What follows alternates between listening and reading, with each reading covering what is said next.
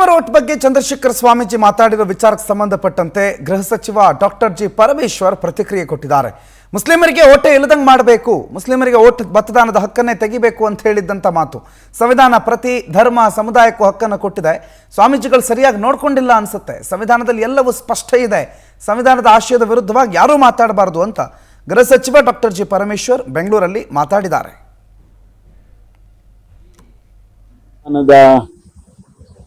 ಆಶಯಗಳು ಸಂವಿಧಾನದಲ್ಲಿ ಪ್ರತಿಯೊಂದು ಸಮುದಾಯಗಳಿಗೆ ಮತ್ತು ಧರ್ಮಗಳಿಗೆ ಕೊಟ್ಟಿರ್ತಕ್ಕಂಥ ಹಕ್ಕು ಮತ್ತು ಅವಕಾಶಗಳನ್ನು ಅವರು ಸರಿಯಾಗಿ ನೋಡ್ಕೊಂಡಿಲ್ಲ ಅಂತ ಅನ್ಕೊಳ್ತೇನೆ. ಯಾಕೆಂದರೆ ಸಂವಿಧಾನದಲ್ಲಿ ಸ್ಪಷ್ಟವಾಗಿ ಹೇಳಿದ್ದಾರೆ. ಅದಕ್ಕೆ ವ್ಯತಿರಿಕ್ತವಾಗಿ ನಾವು ಮಾತನಾಡ್ತಕ್ಕಂಥದ್ದಾಗಲಿ ಅಥವಾ ಕ್ರಮ ಮಾಡ್ತಕ್ಕಂಥದ್ದಾಗಲಿ ಸಾಧುವಲ್ಲ.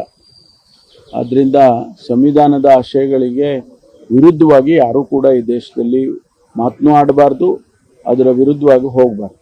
ಬಹುಶಃ ಸಂವಿಧಾನದ ಆಶಯಗಳು ಸಂವಿಧಾನದಲ್ಲಿ ಪ್ರತಿಯೊಂದು ಸಮುದಾಯಗಳಿಗೆ ಮತ್ತು